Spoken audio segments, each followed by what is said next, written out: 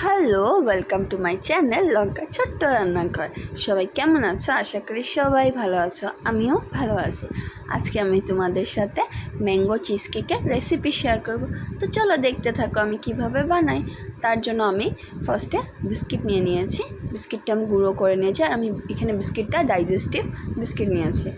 আর দেখো আমার গুঁড়ো করার পর আমি 1 চামচের মতন বাটার দিয়ে এটাকে সুন্দর করে মিক্সড করে এখন আমি একটা কাচের কন্টেনারে সুন্দর করে এটাকে সমান করে দিয়ে নেব।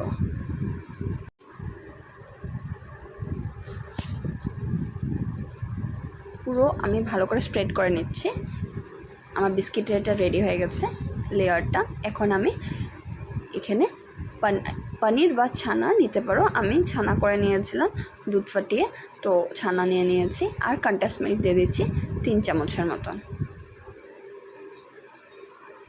তোমরা এখানে পনিরও ইউজ করতে পারো, কোনো অসুবিধা নেই, সেম টেস্ট করবে।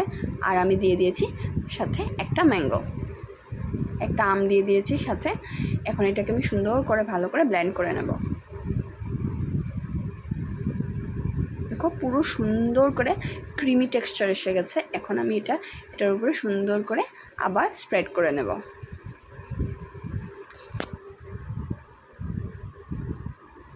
এই গরমে ঠান্ডা ঠান্ডায় এভাবে করে ঠান্ডা ঠান্ডা চিজ কেক খেতে অসাধারণ লাগবে। একদম মানে অনেক মজা, একদম মিষ্টিও হবে খেতে, হালকা মিষ্টি, অতটা মিষ্টি হয় না খেতে। এটা টেস্ট ডিপেন্ড করে যে যতটুকু মিষ্টি খেতে ভালোবাসে। তো তোমরা একটু যদি বেশি মিষ্টি খেতে ভালোবাসো তো বেশি মিষ্টি অ্যাড করতে পারো, চিনি বা কন্ডেন্স মিল্কের পরিমাণটা একটু বেশি অ্যাড করে দেবে। আমি একটু কম মিষ্টি দিয়েছি। দেখো আবারও আমি ভালো করে স্প্রেড করে নিলাম, ডিফারেন্সটা দেখতে পারছো হয়তো। তারপর আমি আরেকটা আম নিয়ে নিয়েছি, এটা গাছের আম ছিল। এটাকে আমি সুন্দর করে এখন আবার গ্রাইন্ড করে নেব।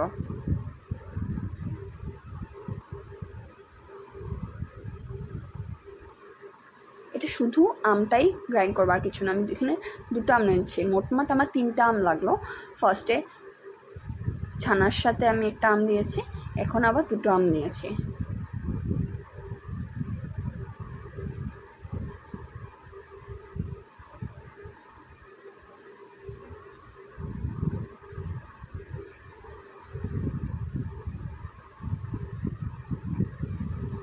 একটু সুন্দর করে একদম ফাইন পেস্ট করতে হবে, নাহলে এটা মানে স্প্রেড হতে অসুবিধা হবে যদি দানা থেকে যায়।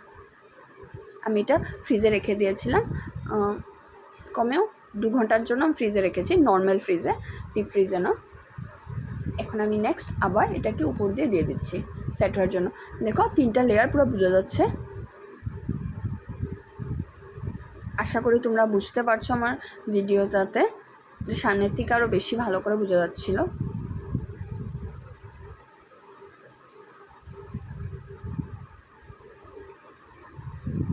এখন এটা আমি আবার সেট হওয়ার জন্য রেখে দেব। এটা আমি সেট হওয়ার জন্য কমেও 6 আওয়ার্স রেখেছিলাম, রাত্রেবেলা সেট হওয়ার জন্য রেখে দিয়েছি। নেক্সট মর্নিং আমি এটাকে সার্ভ করেছি। আর উপরে ইচ্ছে করলে ম্যাঙ্গো ছোটো ছোটো টুকরা পিস করে মানে কেটে তোমরা ডেকোরেশন করতে পারো। আমি কিছু করিনি, জাস্ট এভাবেই নর্মাল নিয়ে নিয়েছি। আর আমার একটু মানে কারেন্ট চলে গেছিলো, তাই ভালো করে সেট হয়নি জিনিসটা। যদি কারেন্টটা থাকতো তাহলে খুব ভালো করে সেট হতো, আর এটা মানে দেখতে খুব সুন্দর লাগতো। বাট তোমাদের সাথে শেয়ার করলাম, আশা করি তোমাদের ভালো লাগলো। ধন্যবাদ।